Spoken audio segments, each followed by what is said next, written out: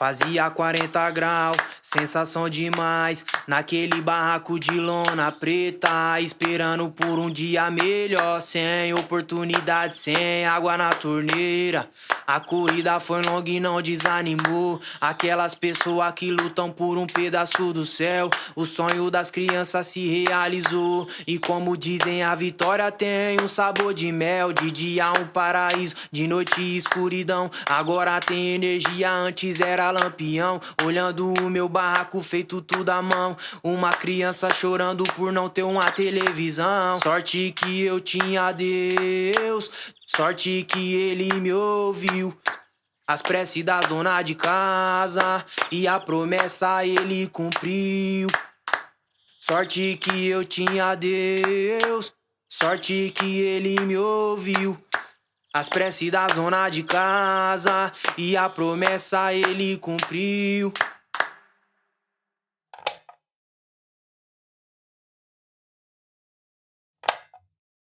O assentamento Elizabeth Teixeira, às margens da rodovia Anhanguera, situado na cidade de Limeira, fica próximo ao Horto Florestal, localizado a 13 km do centro da cidade. São 140 famílias em 105 hectares de terra, que hoje podem usufruir de ter uma geladeira para armazenar comida, ventilador para os dias quentes e muitos outros benefícios que a energia traz.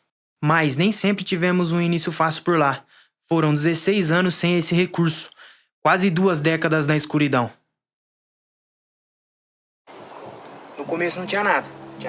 Aí fomos evoluindo, vela, depois pro lampião. Aí depois de bastante tempo tivemos a placa solar, que serviu de bastante ajuda, mas não dava para ligar chuveiro, não dava para ligar geladeira, porque no caso teria que ter muita placa solar. Quando chegou a energia, foi dia 25 de abril de 2023, que ligou aqui em casa. Cara, foi satisfatório demais, né? Tipo assim, pra muitos é o básico. Pra nós ali era o que ele tava esperando há muito tempo. Meu nome é Jandira da Silva, moro no assentamento Elizabeth Teixeira, 16 anos. Sou agricultora rural. Meu nome é Célia Mar Silva, tenho 59 anos, sou agricultora rural. Sou Gilberto José dos Santos. A minha idade é 64 anos. Sou produtor rural no assentamento Elizabeth Teixeira, Limeira, São Paulo.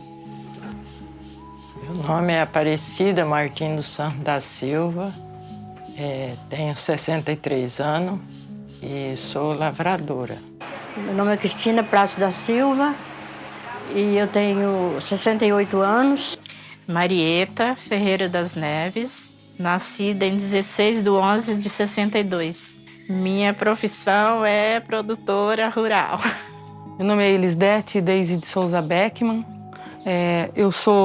Estou conselheira tutelar hoje, mas sou membro da comunidade do assentamento Elizabeth Teixeira, produtora rural.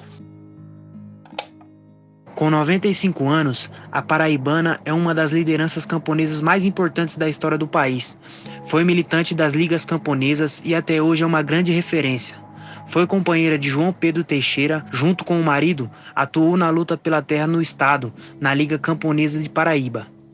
Presa várias vezes, perseguida pela ditadura e por jagunços, teve que ir para a clandestinidade após o assassinato do marido, João Pedro Teixeira, em 1962. Após a morte de João Pedro, ela assumiu a presidência da Liga Camponesa de Sapé e depois a Liga no Estado. Elizabeth não se curvou às ameaças dos latifundiários e deu continuidade à luta por trabalho digno, reforma agrária e justiça no campo. Nós viemos para cá, eu tinha 21 anos, meu filho tinha 1 mês de vida e a gente morava de favor num local, a pessoa precisava reaver esse cômodo, porque ele estava com problemas estruturais. E na época eu não tinha terminado nem o colegial. Estava desempregada, só meu esposo trabalhando. Ele sempre foi do meio da agricultura familiar, trabalhava com cavalo e tal. E eu soube que esse assentamento estava sendo constituído. E aí eu disse para ele, olha, nós não temos para onde ir, nós vamos lá para o assentamento. No início ele foi um pouco resistente, porque ele ainda não... Nenhum de nós, na verdade, conhecia a realidade de um assentamento de reforma agrária, mas como a gente não tinha outra alternativa, na época nós acabamos vindo para cá. Eu cheguei aqui através do meu ex-marido, que na época eu fui embora de São Paulo para o Rio. Morei 7 anos lá. Aí, como ele sabia que eu gostava muito de roça, de planta, aí ele indicou. Aí meu filho mais novo, aí quis ir morar com o pai. Aí ele arrumou isso aqui, achou isso aqui e perguntou se eu queria vir. Aí eu vim para cá. Bom, eu vim para cá, para o assentamento, já tinha várias famílias aqui quando eu cheguei. Já fazia 2 meses já que eles estavam aqui. Aí eu fiquei sabendo e vim para cá. Como nós chegamos aqui através a gente ficou sabendo que tinha, né, uma ocupação, que era o INCRA ia cortar as terras porque pertencia à União, né? E aí a gente veio em 2007 para cá. Primeiro o Gilberto veio, né? O meu esposo veio. Ele veio, não sabia para onde ia. Para onde você vai? Não sei. Fazer o quê? Não sei. E aí ele veio, né? E eu fiquei trabalhando em Campinas. Eu acompanhei esse processo da ocupação da fazenda. Eu cheguei do trabalho, eu trabalhava em Vinhedo, região ali, Campinas, tá? E cheguei do trabalho, um senhor, ele pegou e falou para mim, ó, tem um negócio bom aí para você.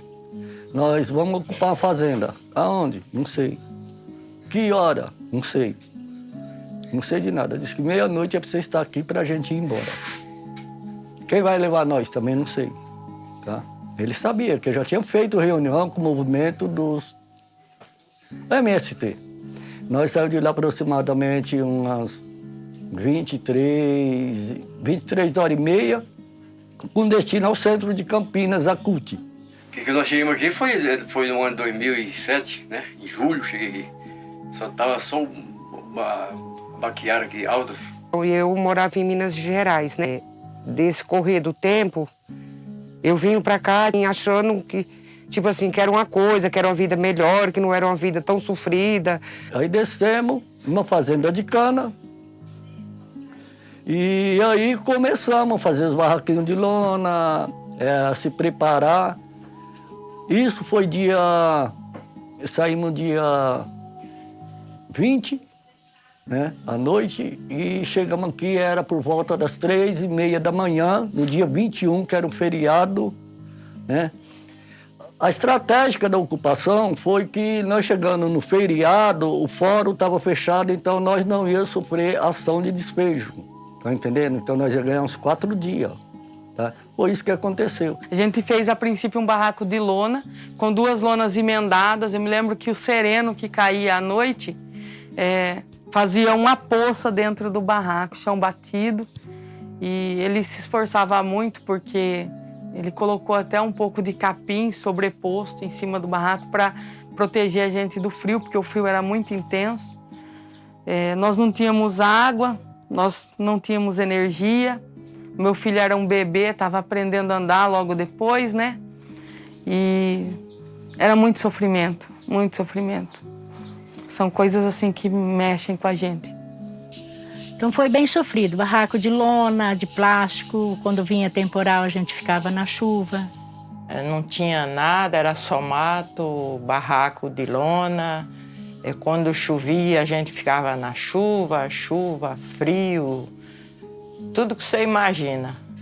O começo foi na faixa de Gaza, tá entendendo? Foi muito cruel, muito cruel. Porque a gente entrou aqui, só nos barraquinhos, no escuridão. À noite a gente não tinha luz. A luz que a gente tinha era uma lamparininha de querosene, uma vela. Mas nos dias que estava ventando, a gente sofria no escuro mesmo, porque o barraco entrava vento, apagava as velas, apagava a lamparina, a gente ficava mesmo no escuro. A gente sofreu muito aqui sem energia. Tipo assim, a gente ficou meio que abandonado aqui. O INCRA não dava assistência, ao qual até hoje a gente não está tendo assistência do INCRA. Como eu estava falando, as autoridades praticamente nada praticamente nada fez até aqui pra gente, né? A alimentação era precária, né? Porque a gente não tinha apoio de ninguém, assim, para uma alimentação boa. Foi a CUT, com outros movimentos sindicais, com apoio dos deputados estadual e um federal, tá? Que apoiou muito nós nessa ocupação. O INCRA foi omisso, ele não veio aqui. Até hoje ele não aparece mesmo, tá? Ele foi omisso. Então veio esse pessoal, esses movimentos. A Igreja Católica também, ela apoiou muito a gente. Às vezes vinha cesta básica, né? Porque na época também a gente não podia sair para fora para trabalhar. E cesta básica, e foi muito difícil, né? Passou um pouco de necessidade, sabe? No comecinho que a gente chegou, até que a gente achou, o INCRA veio aqui ajudar a gente um pouco com a assistência de alimento, mas foi pouco tempo, ele cortou. Raramente o INCRA trazia alguma coisa pra gente aqui. Assim, a gente se mantia do que a gente tira da terra. A gente começou a plantar e começou a ter a produção para comer, né? A gente acabou se dividindo, né, se espalhando na área e começamos a plantar algumas coisas, né? A maior parte que mora aqui dentro do Elizabeth sobrevive do que tira da terra. A comida a gente tinha que fazer a conta de comer no dia, porque se fizesse mais, estragava. A gente, tipo assim, comia o que tinha aqui no assentamento, entendeu? Fruta, verdura. Tinha essa comida não perecível, por exemplo, uma mãe que tinha neném, como arrumar leite para ela se não tinha geladeira para pôr isso, tá? Você vai na cidade comprar uma mistura, ou você come tudo de uma vez, ou perde. Comida, eu mesmo fazia, punha 4 tijolos no chão e acendia a lenha, sabe? Pegava a lenha, catava a lenha do mato e fazia comida para meus filhos e para mim comer. Às vezes a gente fazia uma carne seca, outra hora comia arroz e feijão, tinha. Tinha que comprar tudo no dia, né? Ou trazia, ou comprava coisa para que não estragasse. E para armazenar comida a gente não tinha como, porque a gente tinha que ir comprando os poucos, porque não tinha como a gente guardar.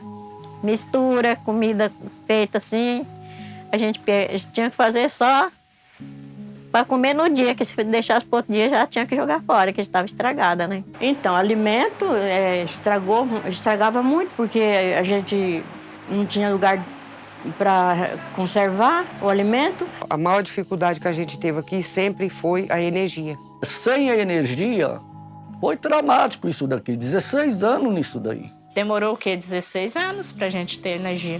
Foi muitos anos sem energia. Porque às vezes era muita promessa que vinha, sabe? Falava assim, vai ter energia. Teve muita gente que chegou a comprar poste bem adiantado e nunca chegou. Porque a primeira pessoa que se pôs assim para ajudar a gente foi a Daísa. Ela se proporcionou para poder conseguir uma pessoa, um advogado, para correr atrás, né, da energia. Eu conheci por intermédio da Elisdete, que é uma ex-aluna da Faculdade de Direito aí de Limeira. Foi a Daíse, ela que correu atrás. Ela é nosso anjo de guarda aqui.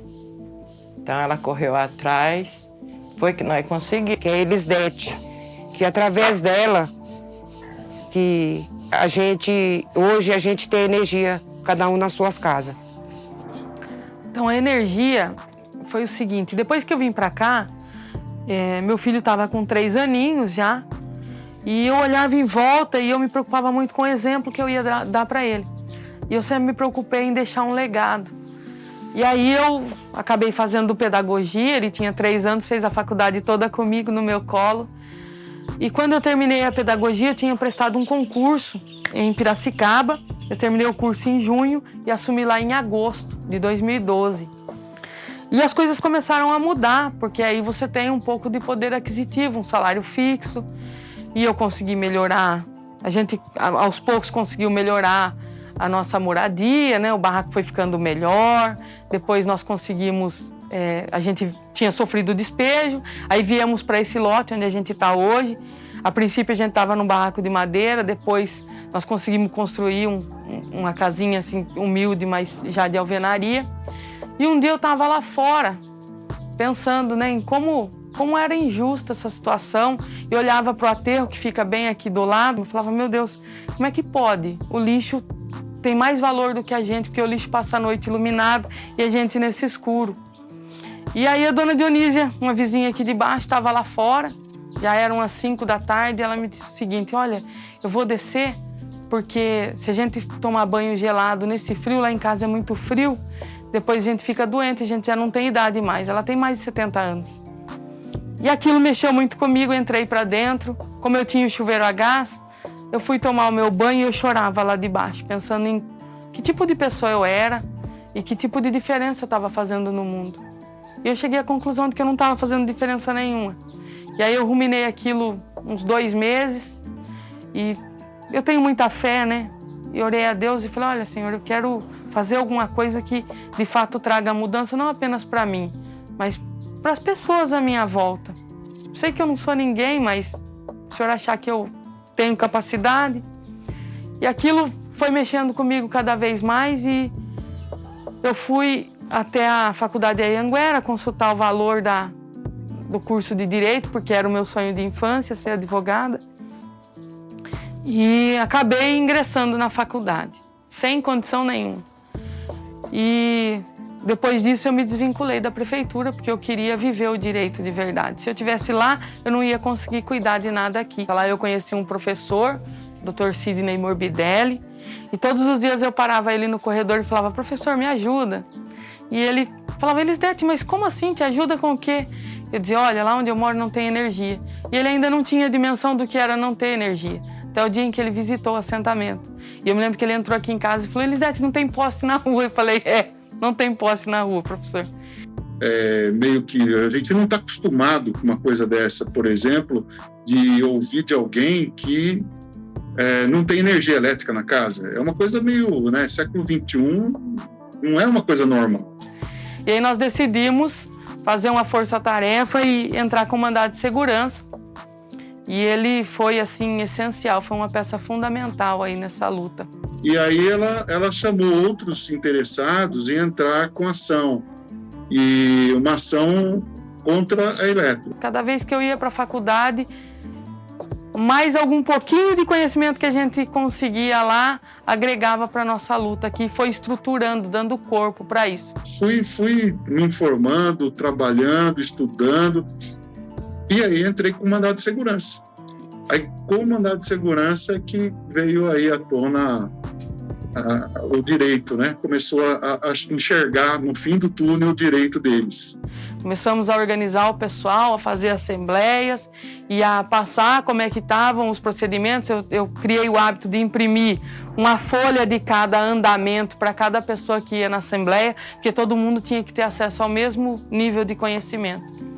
E a gente entendeu que nós também somos cidadãos, que a gente tem direitos, que a gente tem deveres, mas que o poder público não estava cumprindo com os deveres dele em relação a nós aqui no assentamento. A energia não entraria ali, por exemplo, se não fosse por meio da justiça. Tem lá, por exemplo, energia em volta do assentamento, e no assentamento não tem. Por quê? Qual é a razão? Eles alegavam que não tinha um orçamento definido e aprovado para fazer esse tipo de instalação. Então, na verdade, nós já ganhamos em primeira instância, mas aí a Eletro entrou com recurso porque não queria cumprir, né, a ordem judicial.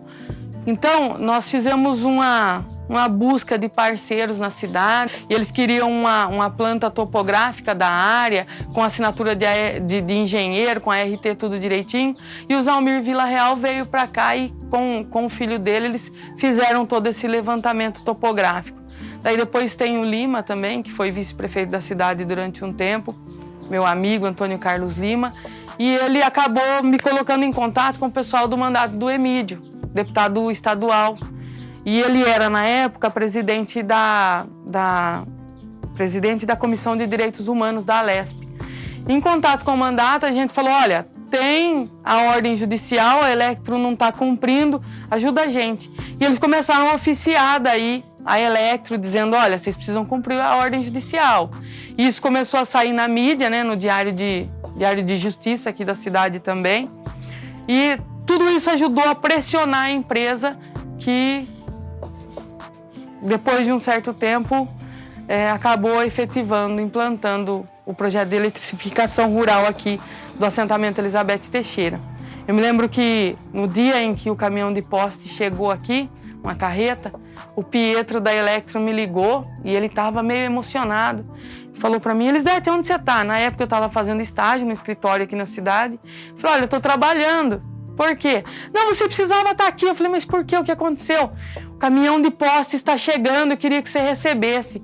E na hora eu caí de joelho no chão e agradeci primeiro a Deus, porque se não fosse ele, nada disso teria acontecido. Mas um filme passou na minha cabeça. Parece que um caminhão de 30 toneladas saiu das minhas costas, porque a minha casa aqui funciona como um ponto de apoio para as pessoas. Todo mundo vem tirar dúvida aqui. E naquela época as pessoas batiam no meu portão e perguntavam: Daíse, e a energia que não chega? E eu já não tinha mais respostas. E quando de fato o caminhão adentrou o assentamento com os postes, foi como se eu tivesse ganhado sozinho uma Copa do Mundo. Foi muito bom.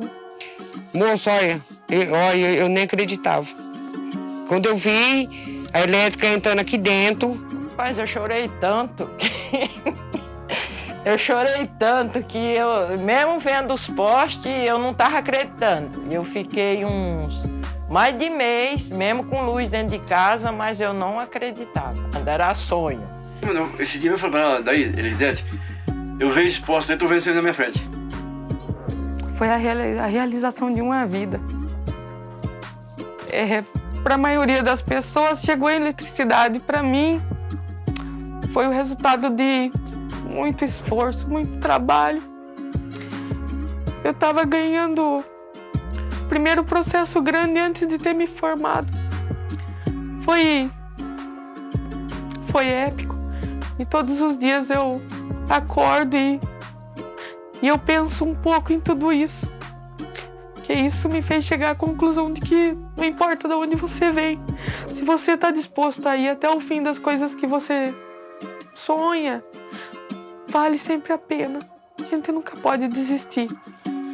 Para mim, foi um sonho realizado e uma graça alcançada, porque eu trabalho fazendo biquinho de marcenaria e eu teria que estar bancando gasolina através de um gerador para tocar as ferramentas elétricas. Quando chegou a energia, muita gente falou: não acredito. Estava vendo o sonho concretizar. Vocês não tinham muita esperança que ela ia chegar? Não tinha.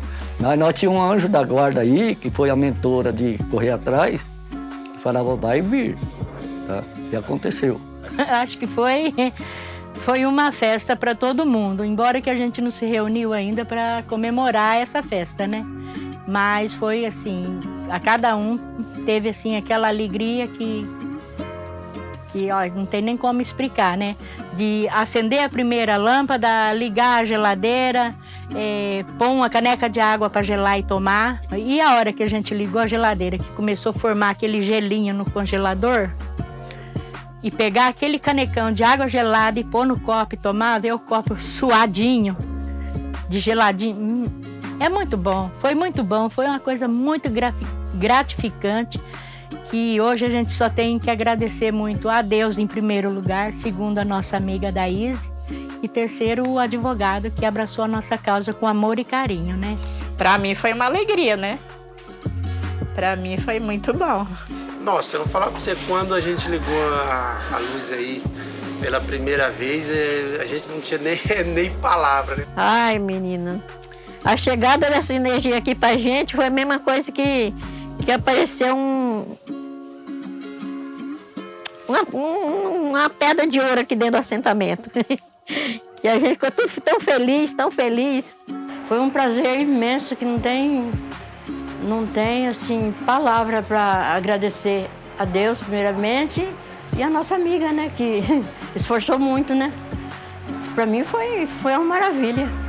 Eu, se pudesse ficar debaixo do chuveiro bastante hora, ficaria, né? Mas não pode porque também não tem água ainda suficiente. Primeira coisa que melhorou, água gelada. as misturas que hoje a gente pode ir no mercado, compra as misturinhas que a gente acha barato, a gente coloca na geladeira, as frutas, as polpas. Então, melhorou 100%. Hoje meus netos podem estudar com a luz, de primeira era a vela, meus filhos também estudava com a vela, às vezes caía, queimava barraco, porque né, a vela você não podia dormir com a vela acesa, né? E hoje eles estudam, já tem energia, né, a luz, melhorou muito. Eu vejo que a dignidade chegou junto com a energia elétrica. E é sempre isso que a gente busca, resgatar a dignidade das pessoas. O meu filho mesmo, quando ele vem aqui, ele fala, mãe, o nosso tempo não tinha nada disso, né? Assim como eu fui beneficiada, acredito que todos os companheiros que puderem comprar o poste e colocar a energia para dentro da sua casa, está sendo beneficiado e confie em Deus que será mais beneficiado ainda se acreditarem mais. Primeiramente quero agradecer a Deus, né, e agradeço meus amigos, moradores aqui do assentamento, que eu creio assim que terá da agora para frente as bênçãos do Senhor já tem nos alcançado e as bênçãos será maior. Toda a glória e honra é para Ele e nós aguardamos aí grandes bênçãos que está para vir, né? Grandes bênçãos que está para vir para todo o assentamento Elizabeth Teixeira. Que Deus abençoe a todos que têm ajudado a gente até aqui e que Deus abençoe que todos sentem boa vontade de vir ajudar a gente no que a gente precisa mais. Todos que têm ajudado aqui não é assim em vão. O que eu tenho que passar para as famílias do assentamento e outras famílias que não moram aqui é que tenham fé, que creem em Deus, porque nele tudo nós podemos. E com a graça dele nós estamos aqui, estamos vencendo a cada dia, a cada batalha, a cada guerra. A gente vence, então creia, principalmente em Deus. E nas pessoas que a gente sabe que pode confiar e acreditar que elas também são pessoas boas e vão poder nos ajudar. A gente viveu aqui 16 anos aqui dentro do Elizabeth Teixeira, a gente sempre confiou no melhor da gente, tanto para fazer as casas, tanto para a energia, tanto para a água aqui dentro, um poço que a gente precisa também por causa das nossas plantas. Então, gente, a gente tem que crer mais nas posturas das pessoas. A gente tem que crer e confiar nas pessoas que a qual faz a melhoria por Elizabeth Teixeira. A mensagem que eu posso dizer é que todo dia é um sonho diferente. Todo dia a realidade é outra. Dentro de tudo que acontece e que vai acontecer, a gente só tem que agradecer essas parcerias, a divulgação da mídia, de quem colabora, né, que são nossos colaboradores, de nossos patrocinadores, esses apoiadores, tá? Que não deixa esfriar, porque se esfriar volta a estaca zero. Então, eu acredito que cada passo que a gente dá já é um grande avanço. Eu agradeço, né? Vou só agradecer, né? Agradeço a vocês que estão aqui, né? Participando com a gente, fazendo esse documentário. Isso é muito importante pra gente. E, como a gente disse, primeiramente Deus, né? E a nossa companheira, a Daís, né? Que nos ajuda bastante, né? Ela tem feito bastante por a gente aqui também, né? E, pra mim, é isso, é agradecer. A esperança que eu tenho um dia de chegar a água, né? Talvez eu não veja, mas eu tenho meus netos, tenho meus filhos, né? Água e um ônibus nós já tem, graças a Deus também, né? Já tem ônibus que passa aqui. Então agora é só agradecer a Deus e agradecer a Daís.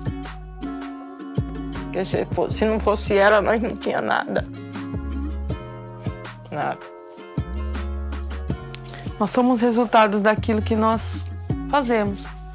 Todo mundo tem que deixar um legado no mundo. Cortella diz que todo mundo vai morrer um dia, isso é uma grande verdade. E numa das palestras dele que eu assisti, ele pergunta qual é a sua obra. Então, se todo mundo se preocupar em qual vai ser a sua obra quando você deixar esse mundo, em que tipo de legado você vai deixar, eu acho que a gente melhora para todo mundo. O grande problema das pessoas é que elas só pensam no hoje. E eu não quero que na minha lápide esteja escrito só o meu nome. Tem que ter alguma coisa ali dizendo que eu deixei uma semente.